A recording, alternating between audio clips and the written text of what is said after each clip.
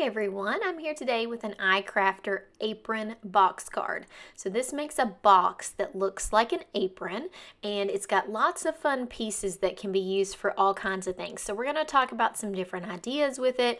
I'm going to show you a little update on iCrafter's new magnetic Pro Deck for your cutting machines. We're going to use some fun plaid papers. This is a jelly bean pad, and I'm going to make this teal color with some red accents. And it's going to be, it could be a Valentine's card. You'll see. I think it could be a Valentine's card or a thank you card. So if you haven't seen these new magnetic Pro Decks from iCrafter, I wanted to show you this up close. So you can see it's got little magnets on the inside here. And you cut into this mat and it's a self-healing mat. I'm really impressed with how it keeps from getting bent. What I use a Gemini Junior most of the time, and so I use one of the plastic shims, the magnetic deck, and then one of the plastic cutting plates. And you can see how straight this is staying compared to my warped plates that I use normally in my Gemini. So I wanted to mention really quick to make sure to check the description for everything I use in this video, but also for a link to a free online card class. It's called the Card Maker Success Summit, and it happens in a couple of weeks, and you are able to have a free ticket and be able to watch, I think, like 20 different classes during that time. So if you would sign up through my link, that really helps me, and I hope to see you there. I do have a class that's really fun. So with this, you see I'm using my cutting side down into the magnetic deck. So let me show you that again. So what's nice, so these magnets, it's not a full sheet of magnets, so sometimes you have to play with it just a little bit to get things even, but with these kind of pattern papers, I love being able to make sure I've got everything even, and look, it does not fall off. You don't need any tape, which always saves me a nice, a little bit of stress. So I've cut out the main part in just Bristol Smooth, and I'm going to try to match that paper that I'm going to use. So this paper, I feel like Peacock Feathers is my best match, but I'm going to show you what I end up doing if I feel like it's not dark enough or if I feel like I want to add some more color. So you'll see I'm still having to do some ink blending left-handed. I've got a broken arm right now, so you'll see me messing with it. I do cheat a couple times and use my right arm, which I'm not supposed to do. But so I'm going to blend this and we're going to start seeing if it will match the color. So I feel like going on, even as dark as I put it on, it's just slightly lighter than the paper. So let's look at that piece of paper. And maybe that's a perfect enough match, but I wanted mine just a little bit darker. So I'm going to add another color to this Peacock Feathers. Before I do that with this piece, let me show you. We've got two pieces that we've cut out like this, and you want to ink blend around the edges of all of it, but you don't really need to do the middle because you're going to cover that up with the pattern paper. So I'm not doing a real neat job of getting everything blended because a lot of these extra marks and things, I'm just going to see the edge. So don't kill yourself over this. And you're going to need two of this shaped piece to make the box.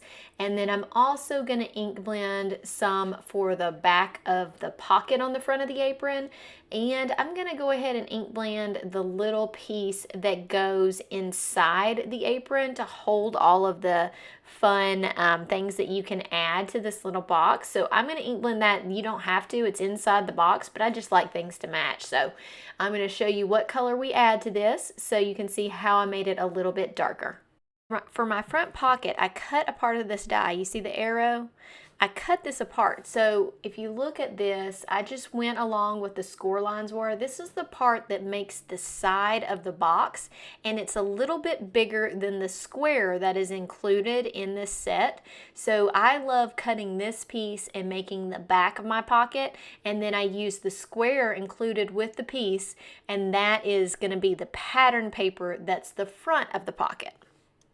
So here's how those two pieces fit together. I've got this shaded, and then you see this is what cuts out the square. Look how perfectly those two fit together. So that's what I'm going to use as my pocket on the front. So let me show you how it looks here together.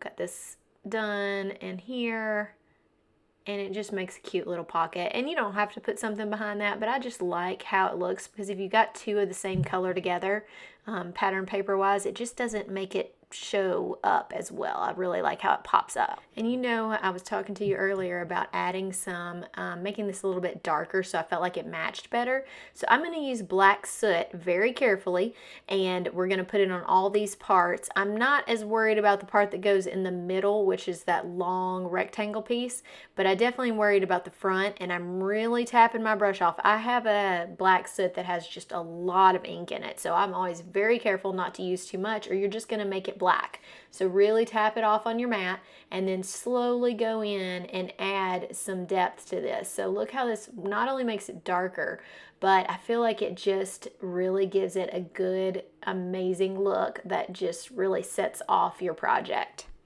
Let's work on putting this together. So you should have 2 of each of these because you've got the first half of the box and the second half.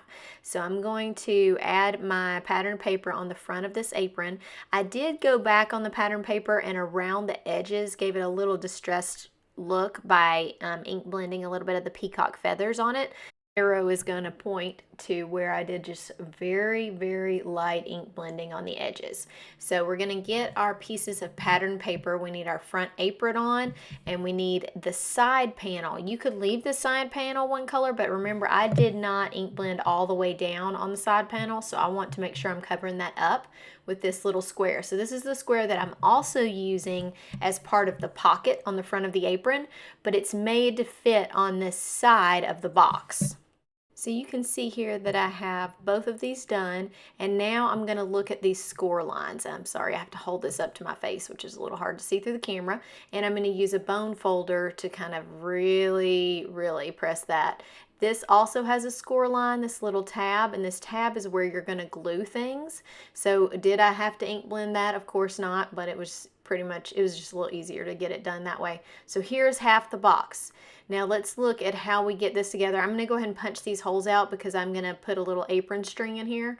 And then here's the second half of the box. So I glued one, I'm about to glue the tabs together, but I'm making sure I've got everything folded really well, and then we will set up the box.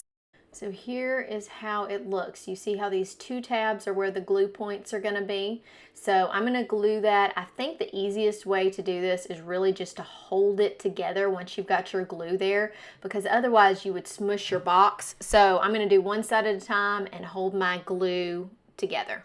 But before I do that, I'm going to put the pocket on the front of this, and that's just to help me make sure that I've got it all together before, so I'm not trying to like flatten that box to press more stuff on here. So I'm going to put that on, and I'm just checking that my little love that I've cut out from this set actually fits. And it fits on this pocket. It fits barely. It's a tight squeeze, but it definitely fits, which is good because that was my plan for what I'm going to put on the front.